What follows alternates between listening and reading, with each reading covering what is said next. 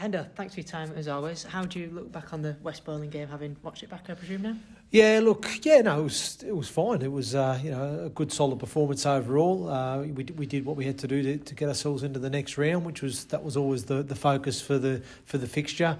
Obviously, our focus was just trying to make some small improvements in certain areas of our overall game. As I think we're sort of progressing nicely as a team now, starting to sort of come together and get a little bit of continuity and a little bit of consistency in our performance. So and on the whole, there was a lot of good stuff out there. I thought we scored some fantastic tries.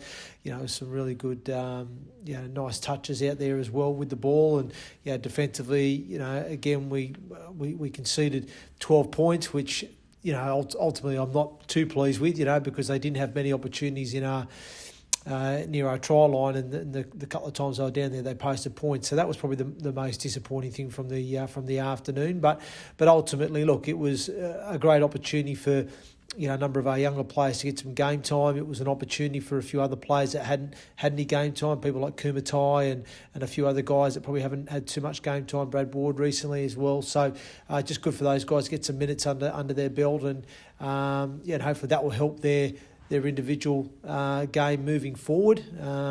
So ultimately, I don't read too much into the fixture because it's a different competition, and ultimately, when it comes to knockout rugby league, you've just got to win it. So, we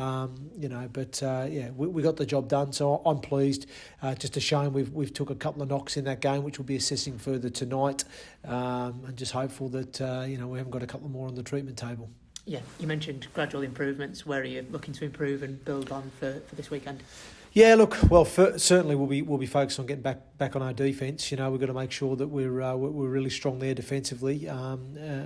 Again, we obviously want to make some more improvements with the ball too. I think we're starting to see some really good stuff from our attacking game. It's still growing and it's still work in progress, but I'm certainly seeing a lot of encouraging signs of that. I think the players are starting to understand that. I think as well the continuity of having certain players in positions helps.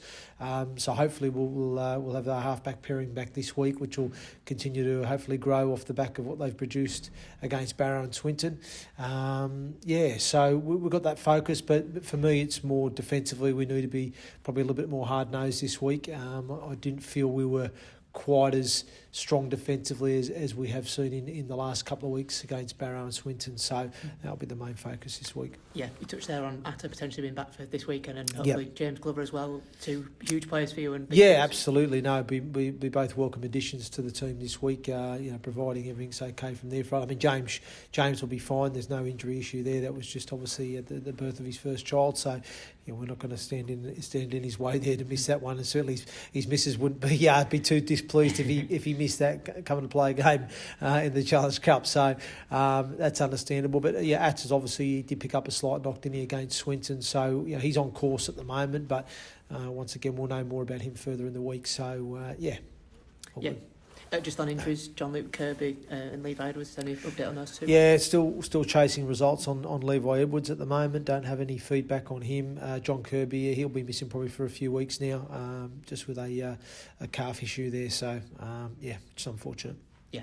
Whitehaven, the opponents this weekend, obviously had a difficult start to the season, but they'll be desperate to kickstart their year and get a win under their belt. Well, they had a win a few weeks ago. They beat Swinton at their place a few weeks ago. So, it's not like they haven't won this year.